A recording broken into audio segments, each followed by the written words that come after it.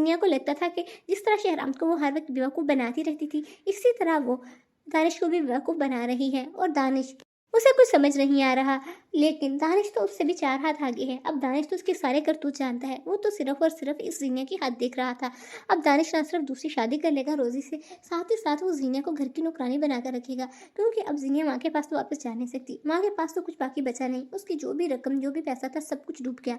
अब माँ तो खाली हाथ रह गई। अब तो उस घर से भी उसे निकाला जाएगा, जिस घर का उसे गरूर था, क्योंकि उसने इतना कर्ज ले लिया होगा कि बैंक वाले उसे घर से निकाल बाहर करेंगे। और फिर यही सीरत बेगम दर बदर की ठोकरें खाएगी, और जिस रिश्तेदारों को नीचा दिखाती थी, जिनके साथ बातें करती थी और जिनकी इज्जत नहीं करती थी, उन्हीं के सामने से भीख मांगनी पड़ेगी। ऐसी औरतों का तो आखिर ऐसा ही अंजाम होता है। जो दूसरों का बुरा चाहते हैं, उनके खुद के साथ भी कुछ अच्छा नहीं होता। और ज़ीनिया का तो इससे भी बुरा अंजाम दिखाना चाहिए। ज़ीनिया को तो खुद पर बहुत गरूर था, अब ज़ीनिया का सारा गरूर खाक में जा मिला। और दूसरी तरफ फरियाल, जिसने ज़िंदगी में दुख ही दुख देखे थे और आज इतनी खुश है कि शहराम की ज़िंदगी में इस फरियाल के अलावा कुछ भी नहीं। वो फरियाल से बेहद मोहब्बत करता है। अब तो फरियाल ने उसकी फैमिली भी कंप्लीट कर दी, तो अब तो शहराम और उसकी फैमिली और ज़्यादा खुश हैं फरियाल से। और दूसरी तरफ इस तरह से शानज़े को उस फरियाल ने संभाला है और उसकी शादी करवाई और सब कुछ किया। लेकिन व्यूअर्स, आप लोगों को क्या लगता है, शादी के बाद शानज़े और फिरोज़ खुश रह पाएंगे, या फिर फिरोज़ की माँ शानज़े को कबूल नहीं करेगी? आप लोगों की क्या राय है इस पर? मैं अपनी राय कमेंट सेक्शन में लाजमी दीजिएगा।